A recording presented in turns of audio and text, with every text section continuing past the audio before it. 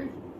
So I think one of the things we talked about was how generationally,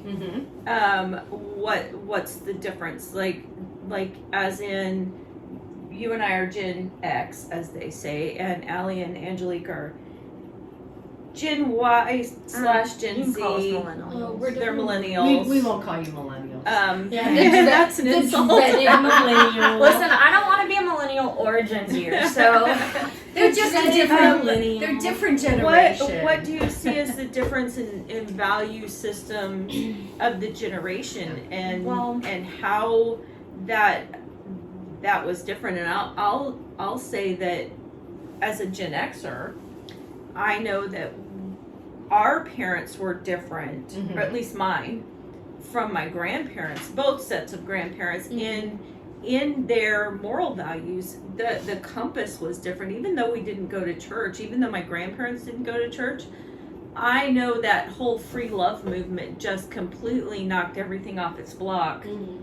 And my grandparents were not part of that because they weren't even boomers. My grandparents were maybe the greatest generation, maybe even before that, because my grandmother on my dad's side was and grandfather, they were born in like 1908 and 1911, I think, and the others were born in like 1920s, early 1920s. So for those generations, you almost prayed the rosary daily. You said your nightly prayers. You went to church. You gave to the church. I mean, life revolved around the church. So I feel. Yes. So I think all of us are post-Vatican II babies, and Vatican II just dramatically changed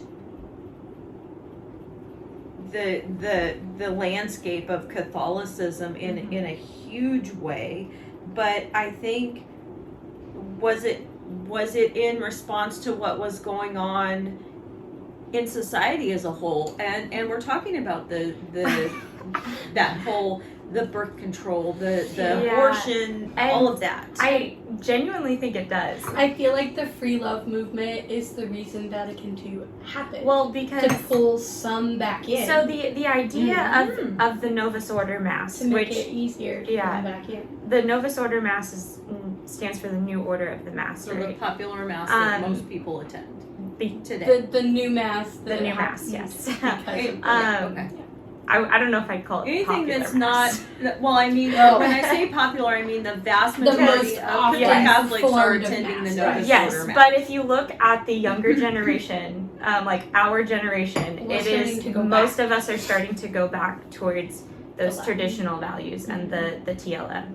And so, like, if you look at that, the idea of the Novus Order Mass was supposed to make it more relatable and try to bring back those Catholics that were like falling out because of this what's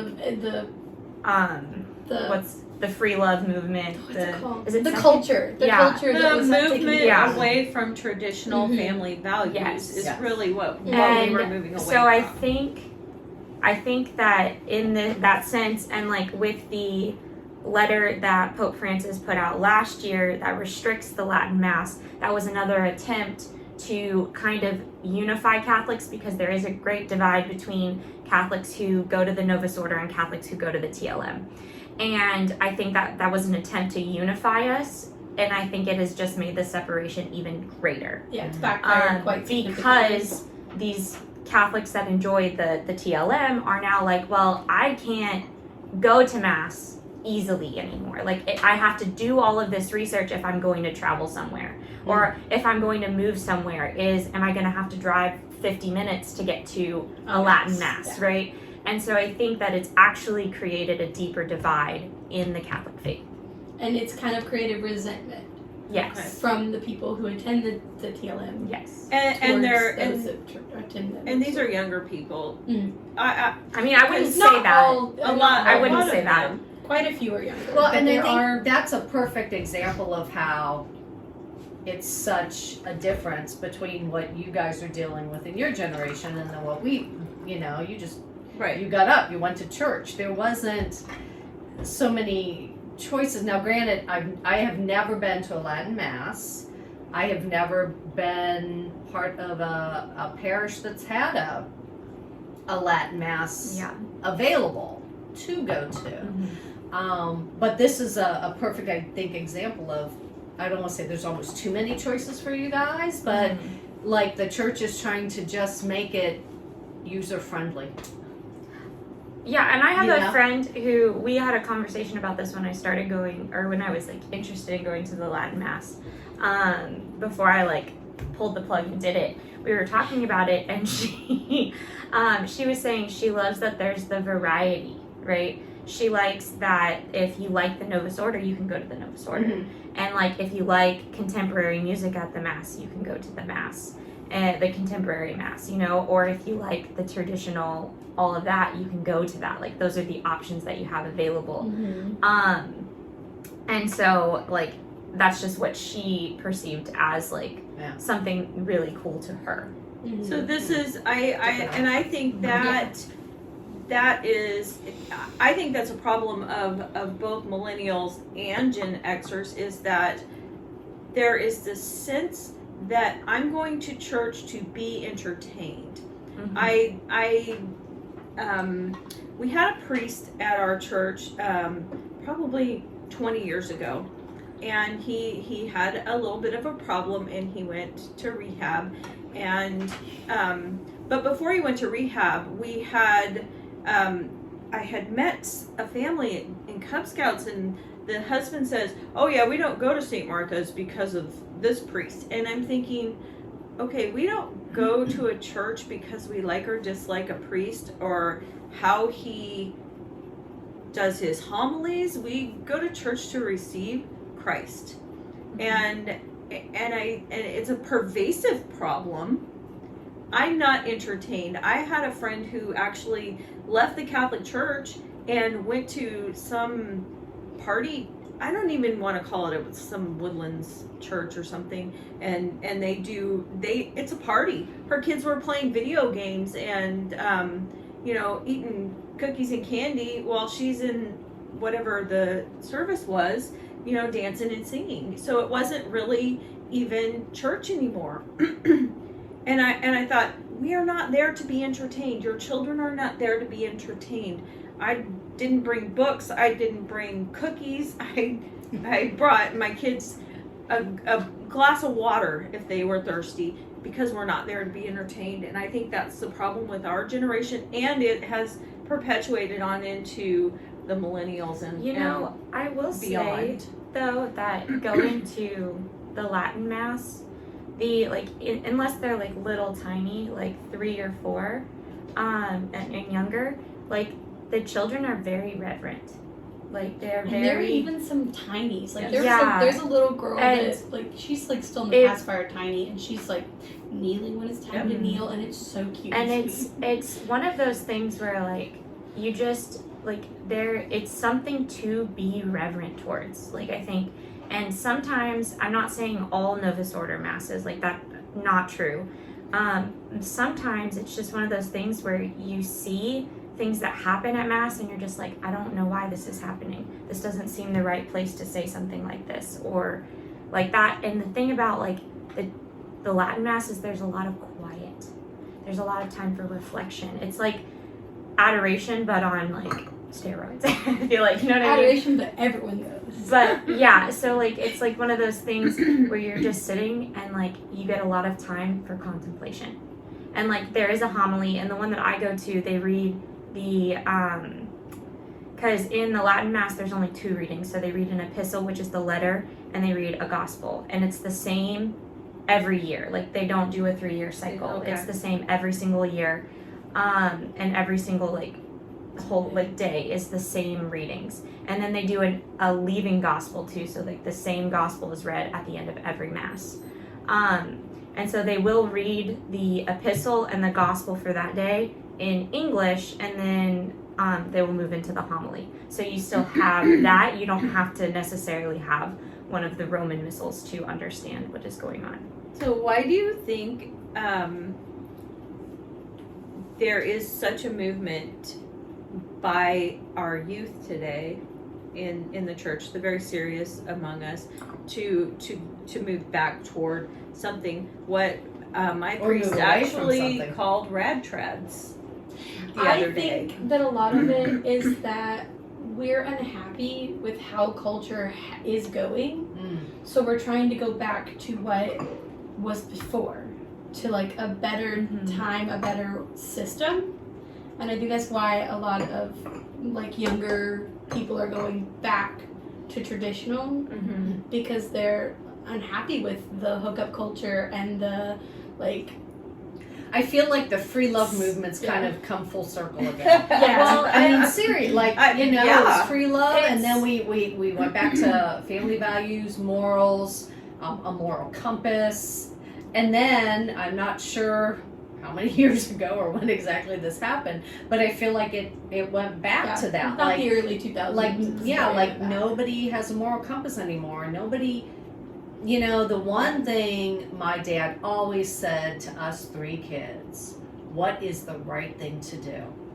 And let me tell you, when your dad's sitting in the living room looking at you and you want to go out on Good Friday and he's sitting in the chair and he looks at you and goes, it's Good Friday, and you say, yes it is.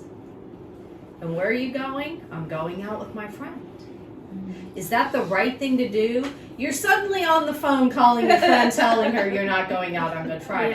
Yeah. And so I feel like kids today are not asked what is the right thing to do.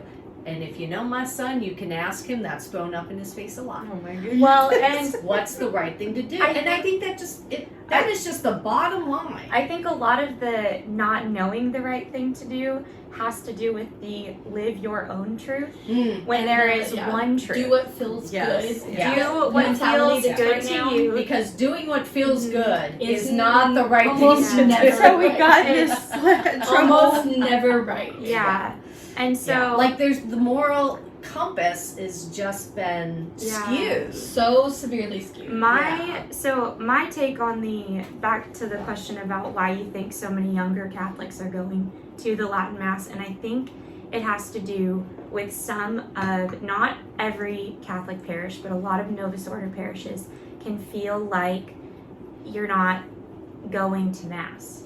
It can they're getting a little bit more. feel more like you're like, oh, because a lot of Catholics don't believe in the real presence of the Eucharist anymore. Right. And so it's like when you go to a Latin Mass, everybody there is like, that is Jesus, right? And that's, and like, I feel like that's a very important part of experiencing the Mass and being part of a community, is being unified in those thoughts, right? Right. And a lot of Catholics no longer believe in the true presence of the Eucharist.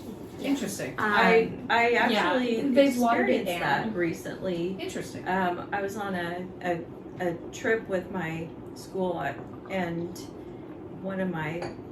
somebody in the group who is Catholic, and I know they go to Mass every Sunday because they actually go to church with us, and she says to me, she says, why do you need to be there?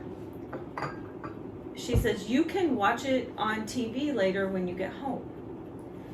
And I thought, I see you in Mass every Sunday. You are a very devout person. You should understand that we go to Mass. We can read the readings. We can listen to homilies, but we can only receive Christ if we attend Mass.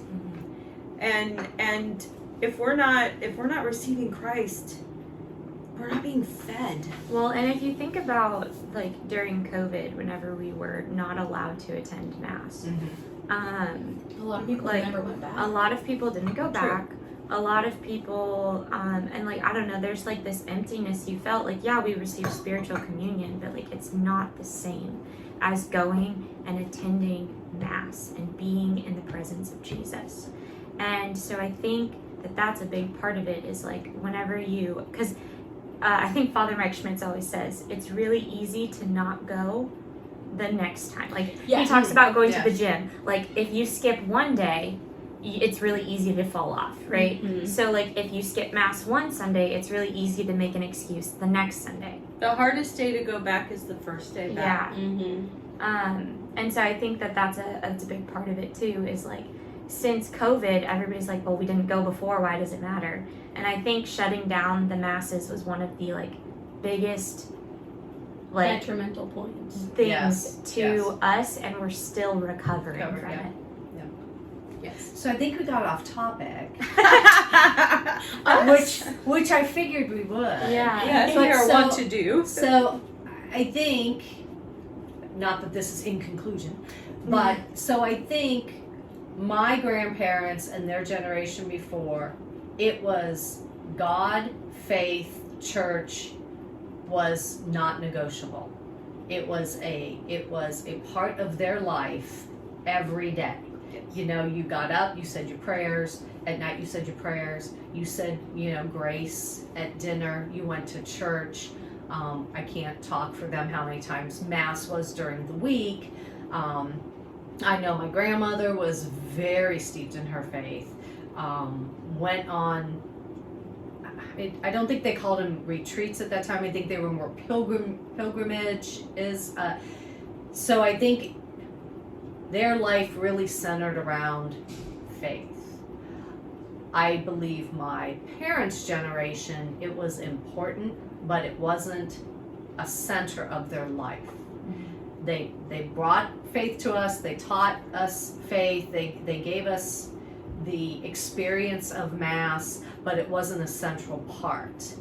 And so for me, raising my kids, I felt it was my responsibility to give them the experience of going to church, baptized, confirmed. Like, I almost will guiltily say I was checking a list. Okay. This is my responsibility as a parent. I've baptized them. I've confirmed them. I've taken them to church. They're not afraid to walk into a church. They know their prayers. So for me, I feel like God's important in our family, but I'm not saying my rosaries every day. I'm not saying prayers. I'm not as devout as my grandparents. Okay. But I feel, because of what how my parents raised me, I'm kind of a step up above that. So do you think we're coming back around to like? So it sounds like as culturally speaking, we've gone from church was central to our lives, and then we moved around, right? Like it was there, but it wasn't. And it lessened, and then it became, oh yeah, we're Catholic, but no church, and then now we're Catholic and we're checking off the boxes. So this next generation, your children and my children, are they saying, I'm not content with ticking off the I hope boxes so. anymore. I want my entire life to be centralized around my faith and my belief in Christ, and I want to be steeped in Christ. Yeah. I hope so. I think so. Like, I genuinely, like, my life revolves around Christ. And if I ever am blessed with, like, a family of my own, then I want their lives to also be, like, rooted in Christ in the way that, like, we go to, like, I'd like to take my kids to Mass daily or at least twice a week, you know, like, that isn't a Sunday. But it's one of those things where I do think that this generation is starting to realize that we are not satisfied We're with missing.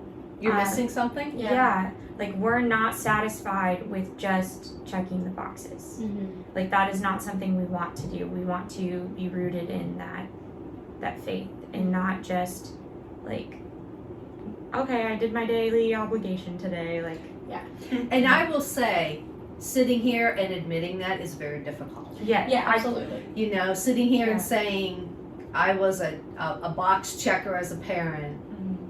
is difficult. Yeah. I mean, and I So now that you're no longer a box checker, you can actually model for your child Yes. your desire to actually move back in to make Yes. Christ central to your life. Well, and the And- box checking stopped when they were confirmed. Like, I felt like it did you know what I mean? Like, it didn't, I wasn't checking boxes anymore. I was like, okay, I've done my job. Yeah. So now we're going to move Chief Phil. forward, and we're going to church because We want to. it's be not right. So yeah, so I do feel I have fulfilled my obligation as a parent to give my children a faith life and to teach them about Christ. But I also feel that I'm still modeling for them. My favorite movie is Parenthood, and in one scene, Steve Martin's the character, Steve Martin's dad, looks at him and he says, he's my son.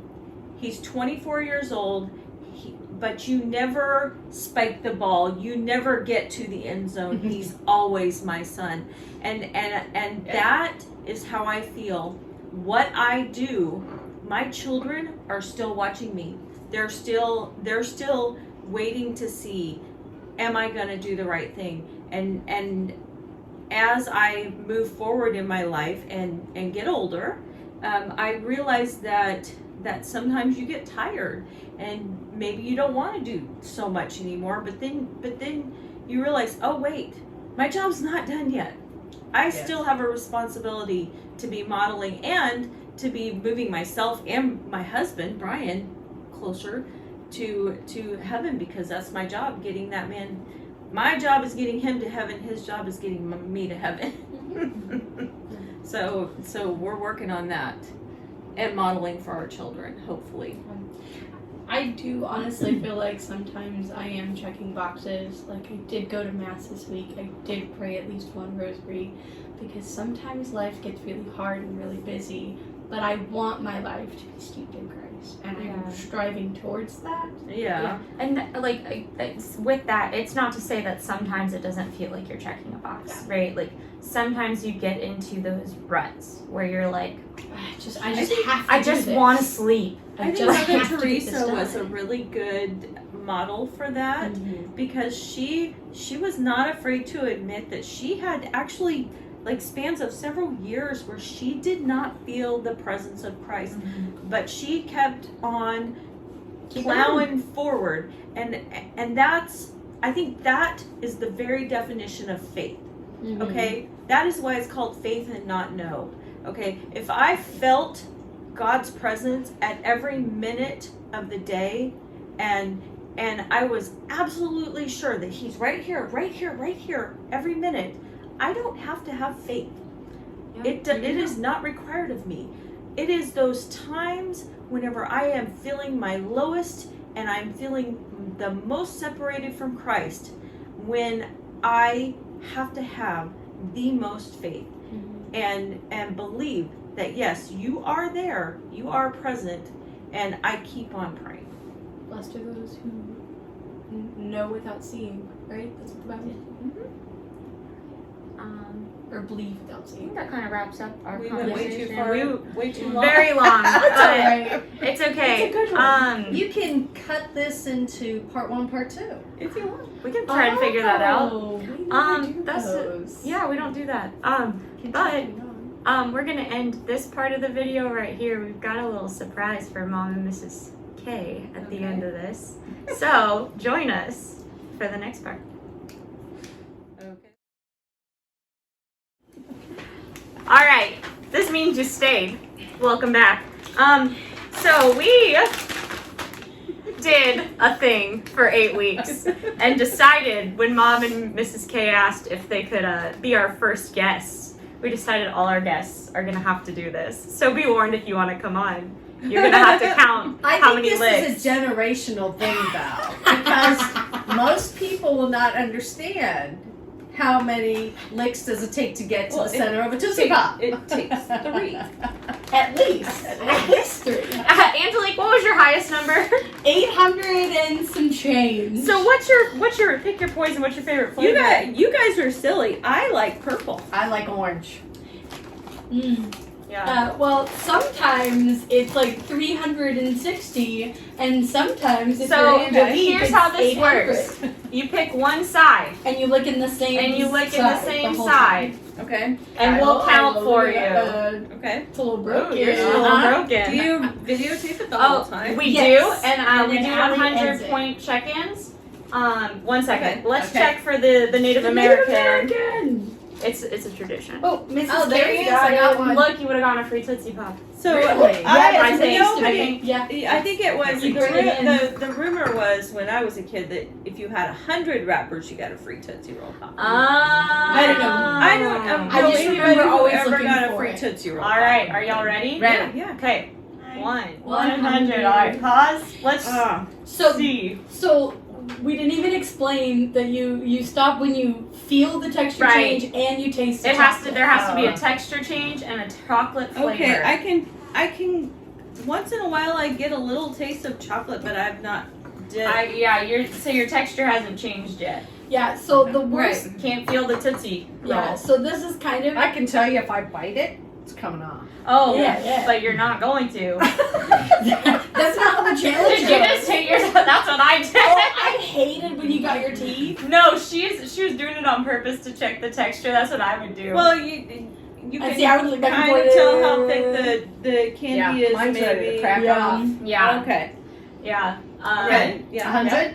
Then we're at 100. If it's not obvious for Okay, teachers, okay. it is Yeah. now. All right, 100. 200, right? I love that the corner says, "What is my goal this week?" and it says, "My kids and grandkids." No, And that's. super I think cute. the goal's supposed to go on the bottom. That Oh. says, "What's my why?" My kids and grandkids. I was reading yeah. it backwards. He's It's so just very snappy. cute. Yeah. No, that It's- I got up to like 860 at one point. It's I even got it worse. to Yeah, the- I can see your chocolate. You're gonna be there soon. But it's even worse whenever you have to count, like As you're and licking. lick. Yeah. So we would take turns. All right. But it's not like that 100 that you were counting. You got left, like you just got bite less it. like working Yes. lick, You're and not so you allowed to didn't bite. get So all hers the is way. her chocolate is. It's like that one you Yeah. had that one time. Or Yeah. was that Angelique that had that? I don't one? remember. I had one where my chocolate was literally way over in the back Yeah. side that I Yeah. wasn't licking You on. picked the wrong Oh, side. yeah. Or it was the time. I'm It might on have the been right the It time was I the side. time you picked for me, We're and ready? it was like way over the back. Yeah. Where are we at? 200? 200. 200. All right. 200 or 270. 270. Pause. Are we there? Oh. I Yeah. would say Yes, you are. I'm Are right you there. there, Mom? Yeah, I I'd was say gonna you are. say. You're almost there. You're done, Mrs. K. All right, Mrs. K is done. At Shoot, what was it? 270. 270. 270. All right, Mom, 71. 78. I think there. Yeah. 78. So Y'all got lucky. they got lucky. They didn't have to get up into like, well, I think my highest was 400 something. Yeah, I think my lowest was 360, and my And that's the time we finished at the and we same finished at time. the same time, and then like all my other ones were like 5, 6, 7, All right. A 1. a 2, A 2, a 3. a 3. All right, Angelique, would you like to close us out? Oh yes, sorry. I was like, what do you mean? Thanks for watching. Like, subscribe, ring the bell for notifications. Listen to the podcast. Comment if you have any questions or video ideas, because we are dying to be influencers. So we really need you to make us famous. And You want to be famous? No. it's a It's sarcastic a remark. joke, and I always shake my head. Yeah. Oh, okay. So keep striving for likeness. Keep striving for likeness. you next Bye. Bye.